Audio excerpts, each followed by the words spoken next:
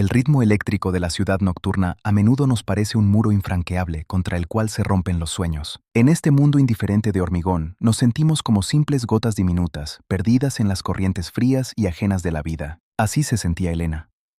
En su estudio semivacío, una única lámpara brillaba débilmente, iluminando un caballete en la oscuridad. En el lienzo, caos, manchas oscuras, el reflejo de su propio cansancio. Solo tiene 25 años. Pero en sus ojos se ha congelado la decepción. Suelta el pincel y sus dedos, manchados de pintura negra, le parecen un símbolo de impotencia. Elena creía que el mundo era cruel y tacaño con las oportunidades. Y el mundo simplemente confirmaba su creencia cada día. Cada galería cerrada, cada rechazo frío de un crítico, eran solo nuevos ladrillos en su muro. Pero el universo nunca nos deja sin pistas, simplemente espera a que cambiemos de frecuencia. La mañana encontró a Elena en una calle concurrida.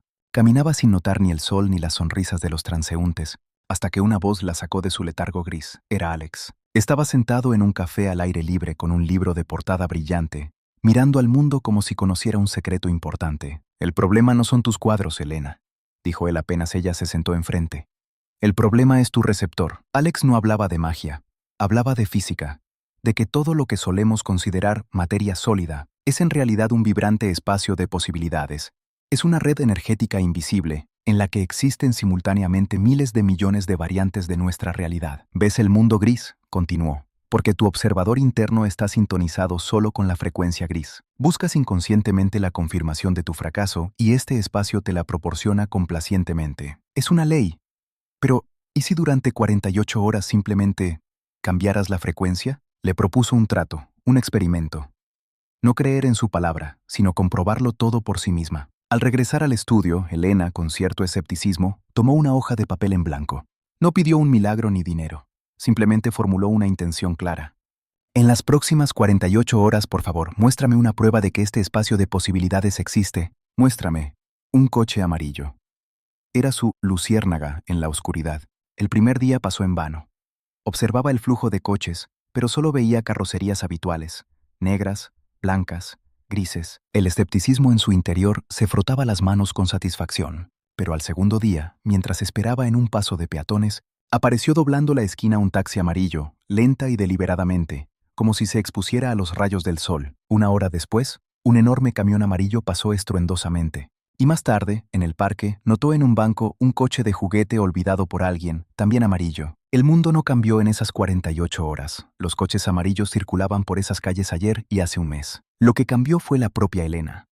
Su subconsciente recibió la orden de buscar, y el cerebro dejó de filtrar ese segmento de la realidad.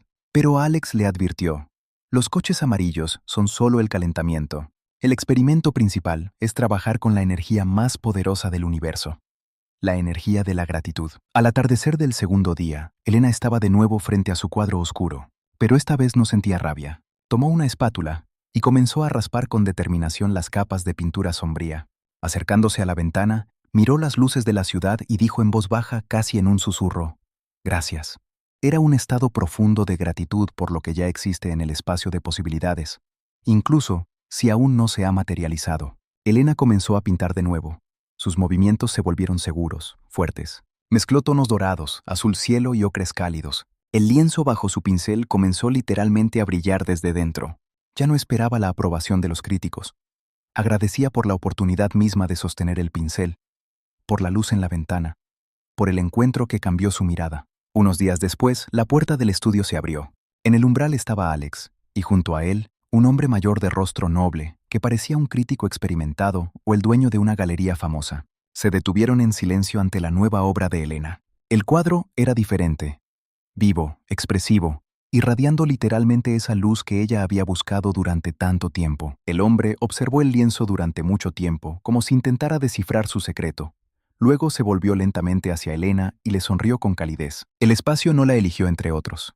Simplemente siempre estuvo ahí, lleno de tesoros ocultos. Elena finalmente abrió su receptor y sintonizó la frecuencia de la abundancia.